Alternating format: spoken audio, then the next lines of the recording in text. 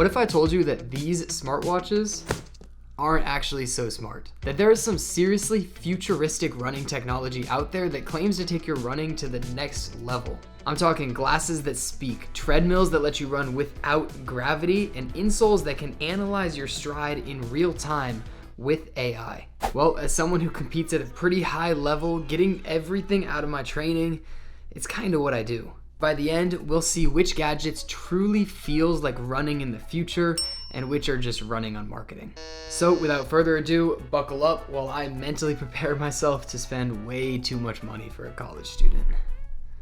Okay, item one. You know, YouTube has been good to me lately, so I think I'm gonna just start off by purchasing this treadmill. It's only $45,000 and it claims to reduce the effects of gravity so that you can run as low as 20% of your body weight. To put that in perspective, that is still half of the body weight that you would have running on Mars. Now, how out of this world is that? So all that's left to do is Whoa, that came fast. Behind me is the Boost microgravity treadmill, and before I test, wait, where are my shoes? Oh, that's right. Before I test out the Boost microgravity treadmill, I want to test something else that has anti-gravity tendencies. These are the new Nike Vomero Premiums, and they claim to make it like you're running on the moon. But they also let you run outside, so I'm gonna take them for a spin for a few miles. Okay, initial impressions. This might be the softest running shoe I've ever worn. And it's because the stack height on it is insane. Like insane, look at that. Look at that. So insane though, that I almost feel like it's messing with my running form a little bit. All right, so what are my rankings of the Nike Vomero Premiums? Based on looks, the air bubble's a nice touch. You can't deny it, they look cool. How futuristic do they feel? I can guarantee you I've never worn a softer shoe, and I am someone who enjoys a max cushion shoe. In fact, I don't even know if you can call these max cushion shoes. These are super max cushion shoes. But how futuristic is the technology actually? I mean, this isn't Nike's first time injecting a ton of foam into a shoe, and it's also not their first time putting air bubbles in shoes. Still certified futuristic Nike Vomero Premiums. Now, if only I got them when they dropped, so I didn't have to pay resale fees. These puppies were expensive. 4 miles, done. Boost is calling. One thing I forgot to mention is that my shins have been bothering me for a couple weeks now, just shin splints. But that run in these Vomero Premiums has been the least they have bothered me since, so. Bonus point for the Vomeros. All right, this is the Boost treadmill. I've already explained what it does, but essentially it is a microgravity treadmill that is supposed to make it like you're running with less gravity. Put on this fancy little skirt thing, step up into here, and then it raises around you. After that, you zip the shorts into the machine, and it creates this vacuum tight seal for the bag to inflate around you. Now, with the bag inflated, I'm currently at 100% body weight. I'm gonna drop it as low as it'll go, all the way down to 20% body weight, and we can see what it's like to run on, I don't know what planet that would be. I might have said like half of Mars. Whew. Okay, I'm scared of 20%, so we're going to like 50. This is insane. I mean, like, just the idea of this is sick. This is 10-minute mile pace. I don't know, play some like cinematic song. This is about a 6-minute mile pace. All right, we're gonna stop. Ooh. One thing I will say is that if you're a male and you value having kids at any point in the future, maybe don't run on the Boost too much, because that pressure coming up, it hits you a little bit. But the real question is, how futuristic is it? Aside from the slight fear of possibly not having children when you run on this too much, I'd say it feels really futuristic. You feel like you're floating, futuristic. Those words go hand in hand. Come on now. Do you understand any of the technology? Because I don't. So, futuristic. Greatest $45,000 I've Okay, I can't even finish with that thought because obviously I'm lucky enough to be an athlete at a very large Division I school, so I have access to a lot of super futuristic facilities that I'm gonna use and you're gonna see throughout this video. So no, I didn't actually buy this Boost treadmill. Though I did one time do an NIL deal with Boost. I did. All right. Something really important in running is your form. It's kind of like the limiter on a car or on a spaceship. If your form sucks, you really can't go any faster, no matter how hard you train. It is also one of the biggest predictors of injury. So I'm ordering these Strive Smart insoles. They claim to give real-time running analysis using 256 pressure points within the insole. There's a sort of clip to the outside of your shoe, a top layer, and then a middle layer with the sensors, and a bottom layer enclosing it. Oh, here it is. Charger, foot pods, right insole, left insole. Can get more simple than that. I'm sold. Let's buy it. $228. At least they're giving me 30% off. So similar to these Strive Smart insoles, I also already own this little guy. Hold up, let me grab it. This is the Coros Pod 2, and essentially what it does, you can clip it either to your shoes, like that, or you can clip it to your waistband, like that, to try to get a running form score. Coros actually sent me this. I've partnered with them before, not today, but in the past. And if you're interested in checking it out, you can always use code Trenton to get, I don't know, some free stuff from Coros. I will test both of these when the insoles get here later this week. But before I use AI to analyze my stride, I've had the opportunity to come to this multi-million-dollar facility to get a professional running analysis done. Let's see how they compare. So we're here today, we're getting a motion analysis. The cameras are markerless motion capture cameras, which means that we can do high-level 3D motion analysis, but we don't need to have reflective markers. So we take the video, we get it from, I think, 8 different perspectives. I think we have 8 cameras. And then it runs through a system, and then it predicts where all your joints are. So we can get really, really precise perspective on, where the joints are, what they're doing. The reason why we're doing this is to see if there's any significant at-risk movements running wise. We're gonna see a lot of weird stuff. A lot of runners have some asymmetries, and it's not necessarily a bad thing, but we wanna see if there's anything that's easy, low-hanging fruit that we can correct. Improving running mechanics can reduce injury risk. It can also improve running economy, which helps with performance. Essentially for this test, we were asked to run 3 intervals. It started with 1 minute at around our easy pace, so like 7:15 a mile, then 1 minute moderate, and 1 minute at tempo. These are the Strive insoles that I ordered that are meant to analyze my form, just like that professional facility that I went and visited, except these were only $250. They're actually a lot thinner than I was expecting. I don't think there's any chance I even feel that in the bottom of my shoe. But the reason that these took so long to get here is because they came from China, which not inherently bad, I just wasn't expecting it, especially when I got a shipping notification from Franklin Park, Illinois, but it wasn't actually shipping from Franklin Park, Illinois, it was shipping from China to Franklin Park, Illinois, and then from Franklin Park, Illinois to Louisiana. Regardless, I've acquired them. It looks like this goes under your laces, and then this goes on top of it to hold the actual technology pieces, which pop into this one singular USB-C charger. So if I just pop these out, pop these out, pop these out, there we go. Pop these out. I will attach these to my shoe and go test them on those treadmills. I will also be testing the Coros Pod, which came in this nice little carryable case. This is the pod. You can either clip it on your foot or your hip. Today I'm opting for the hip. It's on the charging case right now. And what I really like is it's got this little button right here where you just click and the pod pops out. So that is what I'm actually attaching to my waistband. Honestly, I can't even feel that the sensors are in there right now. I still can't seem to figure out how to connect it to my phone. So if that doesn't work, we're cooked. Got it. Let's go run.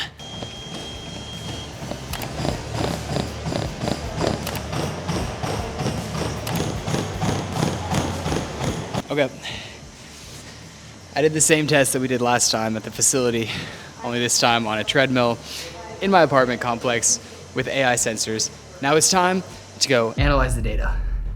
Okay, my main goal here is to analyze the difference between the official lab testing and the AI testing that I just did. How accurate is the technology that I just tested? Is there anything actually wrong with me, etc.? So the conclusions from the official running gait assessment at the lab were that I have some asymmetry in pronation. I also have a mild crossover gait pattern, meaning my legs are kind of like I'm running on a tightrope. They cross over a little bit in the middle. That's all with my feet, and my pelvis tilts anteriorly a little bit on my right leg stance. So that's the official data. Now, let's see what the unofficial data says. Looking at the insights from the AI app first, it seems like they want to be my running coach more than just tell me what to fix, which I guess is kind of what a coach does. They gave me an 84% efficiency score with a 3.8% risk score. Puts me in the excellent category. I need to imagine the ground is hot coals, quick, springy contact, bounce off fast. My right foot on average underpronates. Oh, okay. No, that checks out with the main data because it didn't say that my foot overpronates, it just said I have asymmetry in pronation, so that checks out. Center of pressure shifting. It seems like on average, I put more weight into my left foot than my right. Ooh, I'm gonna chat with my AI coach. One simple high return tip, tighten up your cadence and run with a slight forward ankle to hip lean to reduce braking and improve economy. Okay, so that has nothing to do with the running that I just did. That just has, okay. It seems like with the AI app and the Strive insoles, the focus is on your foot pressure and pronation, which makes sense because there was 250 something sensors under your foot. Only thing I could compare it to the lab test with was the pronation in my feet. The good news is, in that sense, it checked out. It was the same. Yes, the technology is futuristic, but the app is not super user friendly. For that reason, I don't think that these are gonna go down as worth it. Sorry. Now let's switch over to the Koros app. The pod was the little thing that attached to the back of my hip. I'm hoping that can give me some more information on my pelvic tilt. We get that left-right balance, the stride ratio, the stride height. Those seem to be the only three really important metrics that are coming from the pod that my watch aren't already getting. I'm gonna be honest, look, I'm a Koros rep. I'm wearing my Pace 4. I just got it. You can get it with code Trenton. And I don't know how worth it this is. Just look at how much data this gives me. That's from the proper test that I did.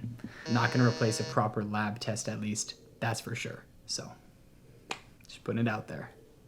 I'm about to try cryo for the first time. Located in our football operations building is what is called a cryotherapy chamber. Essentially what it is it is a little tiny freezing room that you just stand in. And when I say freezing, I mean really freezing. I have to put these gloves and hat on to protect my extremities.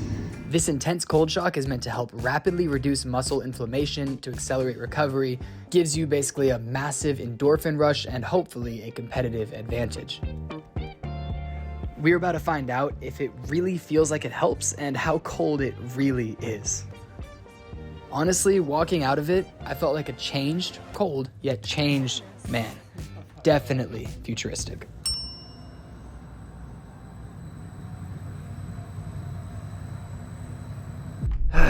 So I've already blown the budget for this video a lot, but I'm gonna order one more big ticket item. We're either gonna get these Meta Vanguards or these Meta HSTN. Now personally, I like the HSTNs a lot better. I like the look of them. Ooh, clean, bro. Oh, look at how they move on my face. How do they do that? Versus if we try on the Vanguards, I've never been the biggest fan of this style of glasses. But unfortunately, the Vanguards are advertised as the running ones. I don't know which one to order.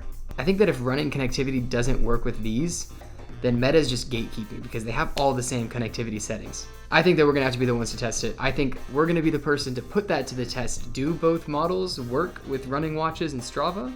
Okay, I bought them. That's everything I'm buying for this video. I really hope these are cool. They finally got here and I'm about to test them. But first, I got one of my teammates' glasses. I think they're the Engo, are they the 2s or the 1s? 2s? They retail for just under $300. So these also, unfortunately, just like the Metas, only connects to Garmin, so I had to also borrow his watch. But what they do is they project your pace, the activity time, or I guess customizable metrics up here in the top left of your field of vision. We're gonna run down there and test it. Okay, so I'm seeing the pace right now. 6:45 per mile. We're just gonna flip around. And the heart rate and the total distance. Pretty cool. That's pretty cool. I'll admit. They look cool. They look futuristic. I just think that if I were, I don't know, like gonna go wear them in a race, it'd be kind of corny.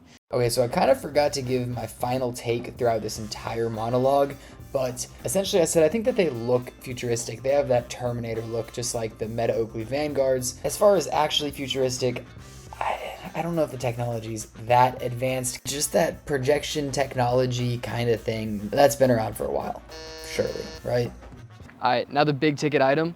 These, the Meta Oakley HSTNs.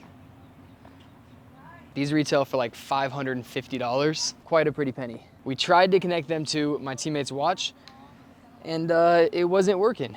We couldn't figure it out. Before I even get into testing them, they don't look that futuristic, bro. I look like, just put up the SpongeBob picture right here. That's what it's gonna look like. I don't know, it was kind of my fault for not getting the cool looking ones because I wanted the transition lenses. Hey Meta, take a picture. That's going in the video run. Things like that, or I could listen to music. Like I have this econ teacher who's very, very strict about wearing like earbuds in her class. Like it's like a 200-person class and she will walk all the way to the back, take the earbuds out your ear and then restart class. But like with these, what's she gonna do? What if I need them to see? So let's test them. Obviously the main appeal of these is the camera, and to give that the true test, I'm gonna wear them for a POV of practice. Crazy work. Ooh, look at the little sunrise. You see it? Yeah.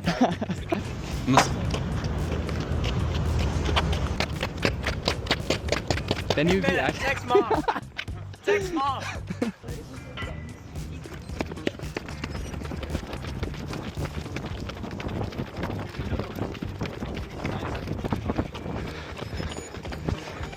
On you. 3, 2, 1.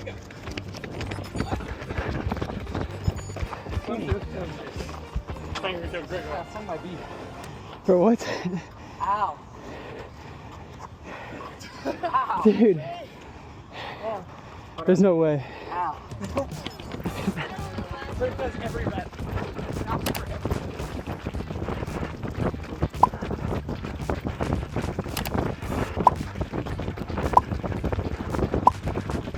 To be honest, you just saw me wearing them at practice and I like them, but they press really hard on the sides of my head. I wore them to study a little bit last night and I got a headache. And I don't know about this style, man. On the purple rating, they're like a 5 out of 10 purple. I mean, I'm looking like directly into the sun right now. So like surely this would be as purple as they get, right? Some really big drawbacks to these that are probably gonna take away from the how futuristic they actually are factor is you do need Wi-Fi to operate like 90% of the functions. Camera quality is not the best, and it's really just built for vertical. Unless I just am doing something wrong, it's only built for vertical videos, so not worth my money personally. Maybe someone else's. Essentially, I decided that these are futuristic, just not futuristic enough to be worth the money, unless you need them to film in a very specific situation. I also decided that this is where I was gonna end the video without an outro. Pretty groundbreaking to me. So hopefully this will suffice. Thank you all for watching and subscribe because new videos are right around the corner. I promise this time.